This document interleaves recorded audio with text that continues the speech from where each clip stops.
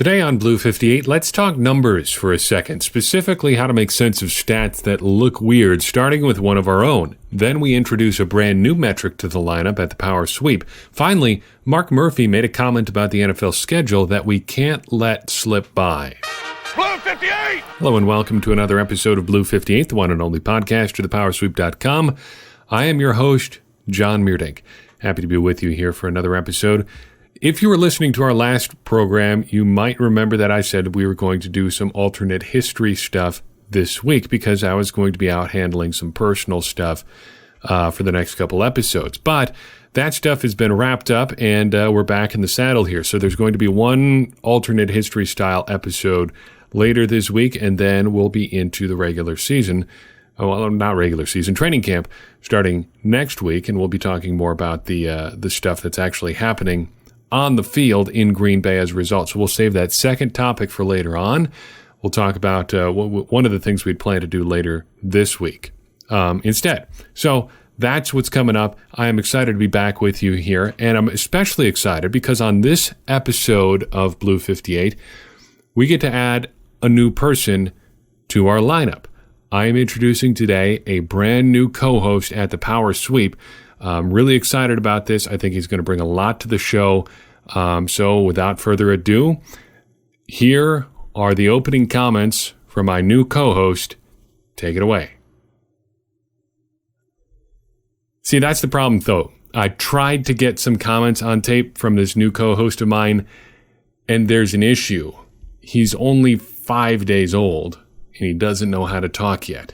And the things that I could get on tape from him, he really didn't, I don't think, articulate the things that he was trying to say very well, so it might be a little bit confusing. I thought better to just leave it out.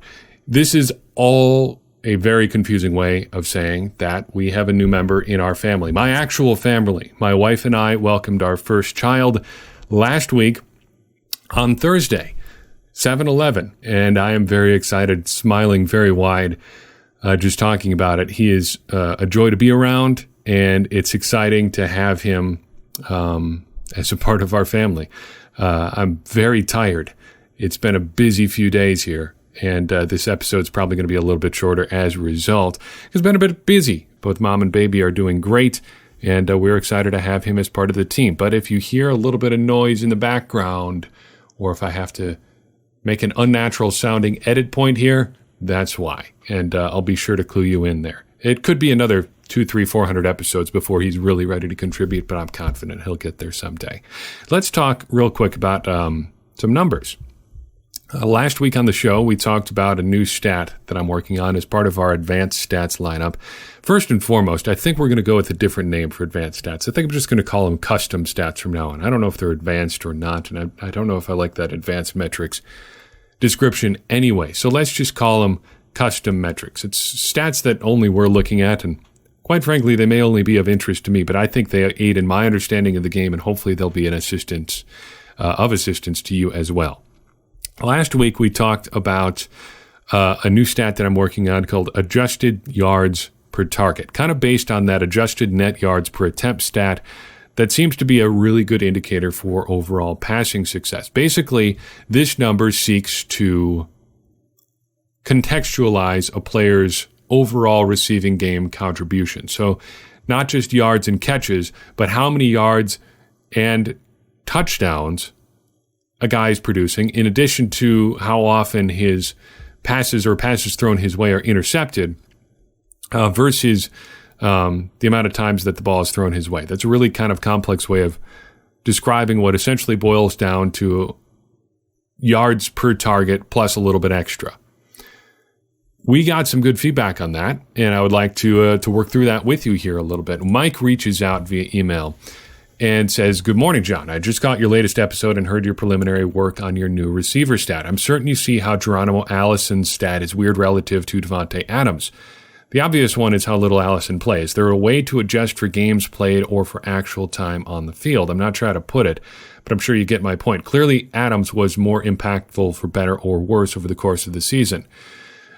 Talking further, he says Jamon Moore and MVS may have had the same number, or Morse could be better, just pulling numbers out of a hat, but does that reflect real contributions? Anyway, love the show. Keep it up. Mike, do appreciate you reaching out, and you are absolutely correct. There are some shortcomings in this stat, and kind of all stats like this. Numbers called rate stats. Number per another number. So miles per hour, driving along in your car, that's a rate stat. You're driving so many miles in a given hour. And that's not always the best way to look at somebody's performance, because it takes away, it doesn't contextualize how often they're actually getting involved with things. So you might be able to say, to run, say, 15 miles an hour in a flat-out sprint. But that hardly matters, because we all understand that you're only doing that for a few seconds at a time.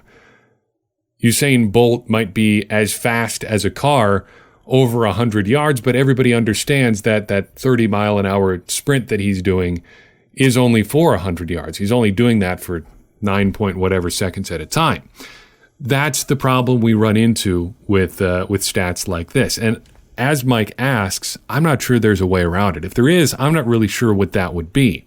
I think the best way to look at numbers like this is to look at some of the baseline numbers, the numbers you're putting in to get that, and try to keep in mind that they may screw things up a little bit. So, speaking about this number in particular, Geronimo Allison had 30 targets in his brief run last year, had 303 yards worth of catches, and had 2 touchdowns. None of the passes thrown towards him were intercepted. And as a result, his adjusted yards per target number is 11.43. Really, really good. That was better than Julio Jones, Antonio Brown, DeAndre Hopkins, Adam Thielen, even Devontae Adams last year. Adams, for his part, was targeted 169 times, produced 1,386 yards and 13 touchdowns. He, too, did not have any passes thrown his direction intercepted. That's good for an overall adjusted yards per target number of 9.74. So, not quite as good as Allison's, but he had the ball thrown his way a lot more. So why is Allison's number so much bigger, and why is that a problem? Well, a couple of reasons. First, as Mike says, he didn't play all that much last year. He was banged up and only had 30 passes thrown his way. You also have to keep in mind that both of Allison's touchdowns were big plays. I think his catch against the Bears was 36 yards or something like that, almost 40 yards, 36 or 39. I suppose I could look it up. I don't know. No way of knowing, though. There's no sort of worldwide accessible device that will help you find easily accessible numbers or things like that. So I guess we're just never going to find out. But the one against the Washington Redskins was 64 yards. So there's about 100 yards and 2 touchdowns on just two targets. That's not really a good overall reflection of his rate for the year. That does factor into this yards per target number that we're working on, but that's not, as Mike points out, necessarily the best measure of his overall contributions. So I think the best way to do something like this is to have some kind of cutoff number, an amount of targets that you have to get to before you really start looking at these numbers as carrying any kind of weight. When we talked last week, I cut things off at 30 targets because that got you the top 8 guys in the Packers last year. But if you bump it up to 60 targets, you only have 4 guys to talk about, but you're probably getting a little bit better look at those rate stats anyway. For instance, let's look at the number 2 and 3 guys on the Packers last year in terms of targets, Jimmy Graham and Marquez Valdes-Scantling. Graham was targeted with 90 passes last year, caught 2 touchdowns and had 2 passes thrown his way, intercepted. His adjusted yards per target number is 6.51. MVS, though, had 18 fewer targets, but produced 581 yards and 2 touchdowns. No interceptions on passes thrown his way, so his yards per target number was 8.63. I think those two are close enough in overall targets that their numbers are similar. And what that tells me is Marquez Valdes-Scantling should probably have been a lot more involved in the offense than he was last year. Or, alternatively, the Packers should have been just throwing the ball to anybody other than Jimmy Graham last year, because 6.51 yards per target is not super great. In fact, it's the third worst number among players who had at least 30 targets last year on the Packers. Not great. That's what I'm trying to get at with this number. And as Mike says, we've got to keep in mind some of the underlying information that goes into stats like this. And that's a good thing to keep in mind as you look at stats overall. So thanks, Mike, for that feedback. And we will always, when we bring this stuff up, try to fill that number in a little bit more fully as to what exactly it means. Let's talk about another stat that we're working on. And this one is one I put a fairly significant amount of time in so far this offseason. I've been trying to come up with a way to contextualize line play. There aren't a lot of good stats on offensive line performance. And the ones that we do have are kind of black box stats. They're stats where you don't really know where the numbers came from. That would be something like a Pro Football Focus rating. They've done a lot more lately on explaining why that they rate the way they do, what their numbers mean, so on and so forth, and that's good.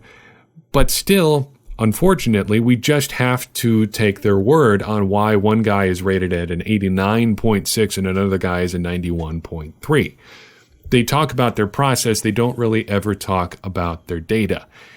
And to my knowledge, there isn't really a stat out there that can contextualize the individual performance of a single offensive lineman. I'm not sure this is that number either, but it's the best thing I've been able to think of. And it could be something that helps us paint a little bit more of a picture on individual offensive line performance. I'm calling it penalties and sacks per starter snaps, or if you want to do an acronym, PASS. We're dropping the second P in there. So we have penalties, P, and A, sacks, S, per, no P, starter snaps, PASSS, PASS. What is this stat? Basically, I want to track negative plays for an offensive lineman. There's not really a good way, as far as I can tell, without watching every single snap and trying to grade the outcome, and then sharing the data that you accumulated over that time, to measure an offensive lineman's individual positive performances or even his negative performances to that extent. But we do have two pieces of data that we can track that might help us come up with a way to measure an individual lineman's performance. There are ways that we can get a guy's penalties and his sack totals. Stats Incorporated tracks both of those numbers. A couple other sites do penalties, but Stats in particular tracks sacks allowed. They assign every sack given up by a team to an individual player, down to half sacks even. And I figure, given the impact that a sack can have on an offensive drive, it's good to track that outcome in particular on a snap-by-snap basis for an individual player. I think it's also worthwhile to track how many penalties a guy is drawing or committing, because those two, especially holds, can have a big impact on your team's offensive performance. How often have you seen a drive absolutely derailed by a holding penalty? Gotta avoid those however you can. And if you've got guys on the field who are giving up large amounts of penalties in those areas, that's going to be a problem for you in the long term. So, how does this number work? I've taken that information from the Washington Post, which publishes the Stats Inc. data on each of these guys individually, and I've divided it by the amount of snaps a guy's played. But here's the important part. We don't want this to just be a rate stat, because a guy could either be way off or could be off one way or another, just based on the amount of snaps that he plays, really easily. Plus, we're also going to get a super, super small number to play with if we just do a rate stat. So, for instance, David Bakhtiari had 4 penalties last year and gave up 3 sacks. But Dividing that by 1,031 snaps that he played last year is going to yield to a number so small that it really is hard to put it into any kind of context. So what do? I think you have to normalize it to some standard. And the number I've come up with to use for normalization is 65. 65 snaps per game. That's about how often a typical starting lineman should be on the field in an NFL game. The average snaps per game in an NFL game can vary widely, but based on the numbers I've looked at a couple different sources, 65 seems to be a pretty good number for an offensive lineman to play over the course of a season. If you played 65 snaps per game in 16 games a year, you'd play 1,040 snaps per year. So that's a little bit more than Bakhtiari would have played last year. He played about 96% of the Packers' snaps. And that seems like we're in the ballpark there with 65 snaps per game, using that to normalize the figure. So we've got penalties and sacks, not snacks, per starter snaps. We're looking at how often, if a guy was in the starting lineup, how many penalties and sacks together would he be committing in an individual game. Does that make sense? Good. Let's talk about the actual results here. So what does this mean for how the Packers did last year? Well, I looked at 6 Packers offensive linemen, starting just with guys who gave up sacks in 2018. Actually, 5 offensive linemen from last year and 1 who played elsewhere in 2018, Billy Turner. So we're trying to get an idea who is out and about for the Packers last year on the offensive line and what their contributions to the team could mean within this stat. And this is a stat that's going to grow a little bit over the course of the season as we get more data. And I think it's also going to help us chart player performance over time. We'll circle back to that. The 5 players I looked at from the Packers, plus Billy Turner, are Jason Spriggs, Brian Bulaga, Justin McCray, Lane Taylor, David Bakhtiari, and Billy Turner. Corey Linsley didn't give up a penalty last year, didn't commit a penalty last year, so it would just be sacks per 65 for him. That didn't seem super interesting, so we're not going to waste a whole lot of time on it. Jason Spriggs on the Packers was the worst and in this stat last year. Per 65 snaps, he was giving up just over 2 combined penalties and sacks. So every game you can expect Jason Spriggs' name to be called twice for negative plays. As you might imagine, David Bakhtiari was the best among these guys. He committed 4 penalties and gave up 3 sacks last year in just over 1,000 snaps, so his per 65 rate was 0.44, less than once every 2 games. He's going to have his name called negatively. And as I've looked into this number a little bit more, it seems like that 0.5 figure is pretty well elite. That's about what you'd be looking for from an elite lineman. Basically, what you want from an elite level lineman is his name getting called for a negative reason, basically once every 2 games. And putting that in context of his career, David Bakhtiari has been at an elite level for 3 seasons now. Each of the past 3 years, he's been under that 0.5 sacks and penalties per 65. He peaked back in 2015 with 1.16, but ever since then, it's just been edging down slowly, and he's been doing very, very well. Elsewhere in that range between Spriggs and Bakhtiari, we have Lane Taylor, who gave up 0.62 penalties and sacks per 65 last year. And for Taylor, that's been a pretty good season, but not as good as he has been. Among other Packers offensive linemen, that was very solid, but for Taylor, that's the worst he's been in the last couple of years.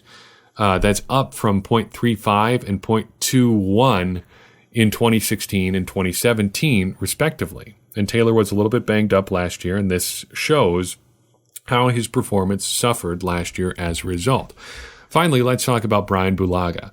Bulaga's career low came back in 2016 with a 0.52 penalties and sacks per 65, but it's been edging up each year since then. He only played 232 snaps in 2017, so we're not going to ding him too much there for a jump, but he was up to 781 last year, and he was up to almost 0.92, almost to the 1 per game of a sack or a penalty level. Not super great, but still still pretty solid. He's hanging in there all right. This is going to be an interesting stat, I think, to track year over year. And it'll give us an idea where guys are trending one way or another as they play further into their NFL career. It also could be a good way, I think, going forward, to talk about potential free agent targets that the Packers may be interested in, guys who are not doing a whole lot or are playing a significant amount of snaps but aren't being called for negative plays all that often. That would be worth keeping an eye on.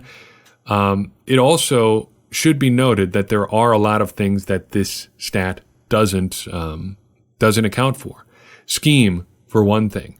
It's tough to put into this stat exactly what teams are asking guys to do. David Bakhtiari is a good example of that. You look way back at his 2013 numbers. He gave up 7.5 sacks and was penalized 8 times.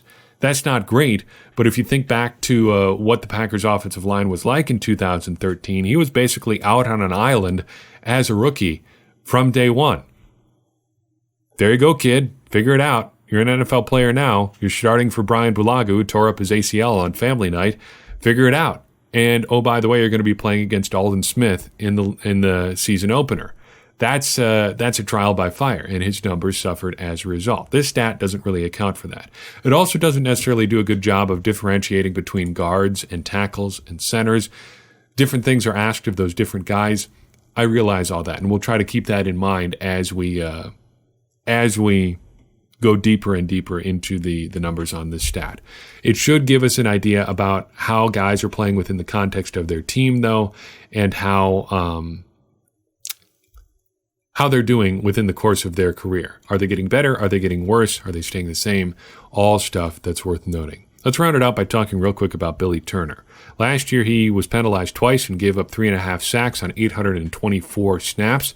That works out to a per 65 rate of 0.43, which is slightly better than David Bakhtiari. Again, different positions, but something to keep an eye on. Now for something completely different.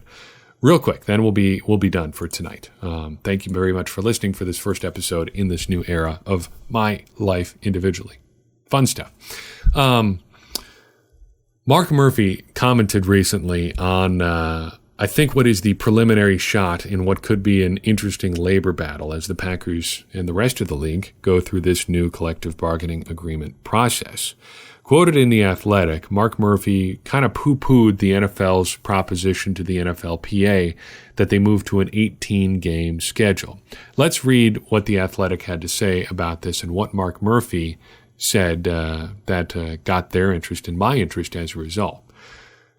Quote, commenting on a Wall Street Journal report Thursday that the league was pushing a scenario of an 18-game season where players would only play 16 of those contests, Murphy said, quoting Murphy here, quite honestly, that is a hard sell to fans, end quote.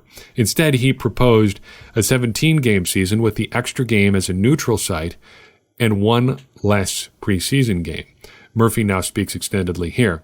We're looking at the overall structure of the season, and quite honestly, our preseason is not very good. I would be very concerned about the health and safety aspects of adding 2 regular season games. And so I think that there's a number of things we're looking at. I think also the possibility of expanding the playoffs, I think that should be positive. That could be a positive for the league. And the other is the international aspect. There's some things that we can do in the season structure that would allow us to play more games at neutral sites, either internationally or non-NFL cities, that would help us grow the game, end quote. First, some overall thoughts. I'm against expanding the schedule. I understand the arguments for it. It would be more revenue for the NFL. Probably getting rid of preseason games. If guys are going to get hurt, they might as well get hurt in games that matter. I get all that. I think the schedule is fine how it is. But this also, I recognize, could be inevitable. The lure of money is very, very strong. And it could be, I think, inevitable in the way that Adam Silver, the commissioner of the NBA, described ads on NBA jerseys repeatedly as being inevitable. They're not inevitable. They weren't inevitable. They didn't have to put ads on jerseys.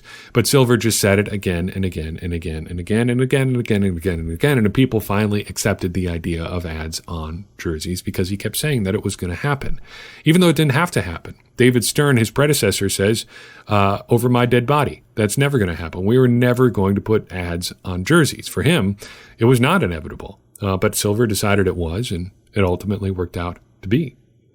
This might be the way of schedule expansion in the NFL. It may be inevitable in that way.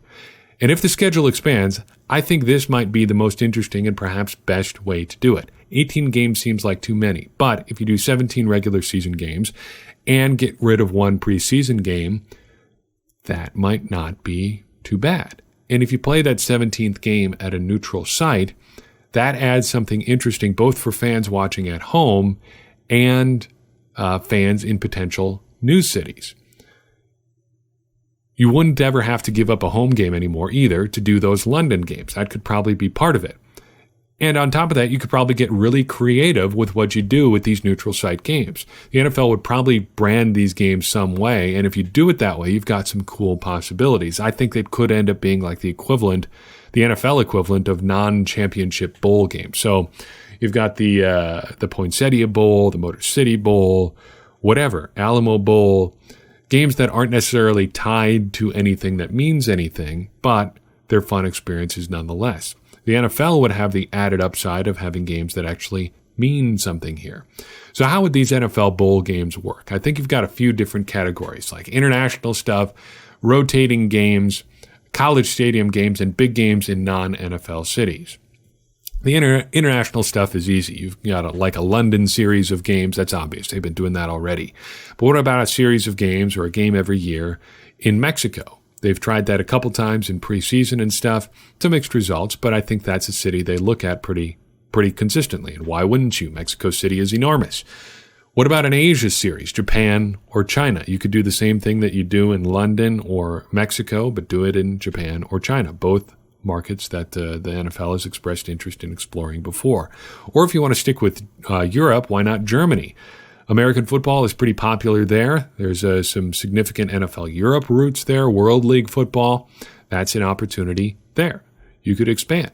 Those could be some neutral sites and a way to expand the game internationally. If you stick at home, you could do like a series of games at neutral sites that change over time. For instance, like the historical rival series. You could have teams that played each other a bunch way back in the day, but don't so much anymore because of a realignment, relocation, things like that. One that jumped out to me right off the bat as someone who could be in that historical rival series, at least for a year, maybe not every year, but the Packers and Buccaneers. Two old NFC Central rivals that had some pretty heated games in the late 90s and early 2000s, a lot of Brett Favre versus Warren Sapp type stuff that we really don't get to see anymore. Some deep history there that's kind of gone by the wayside. Playing that at a neutral site in Florida could be pretty cool. You could also have like a pre-relocation series of games. You could have somebody like the Indianapolis Colts play as the home team in somewhere near Baltimore or something like that. Maybe not, though. That could be some bad PR, a bit of a bad look there for the NFL. That was not the most well-received move in league history. Something that could be a little bit more popular, though, is like college stadium games. You have college teams play their games in NFL stadiums from time to time. Dallas Cowboys host games like that a lot. Lambeau Field does too. What about in big college towns without NFL teams? There's some big stadiums out there that are empty on Sunday. I'm thinking of like the Big House in Ann Arbor, Omaha, Tallahassee, pretty much any SEC town. You could do some cool stuff there. And then you got the option of playing like big NFL or big games in non-NFL cities like San Antonio. They've got the Alamo Bowl there already. That's an option. You could even play a game like out in Honolulu, and you could call it like the Pro Bowl and just, harken back to those old Pro Bowl games played out in Honolulu. There's some interesting things that they could do here. And this is the first proposal about expanding the schedule that's really got me interested in any way, shape, or form. Hopefully this is not inevitable in the way that jersey ads on NBA jerseys were. But I think it seems like we're headed that way. And if the NFL and the NFLPA are going to expand the schedule, doing it right before the collective bargaining agreement when you're dividing up a bunch of new TV money and streaming money and stuff like that is probably the time that they're going to want to do it. So keep a close eye on this over the next few years.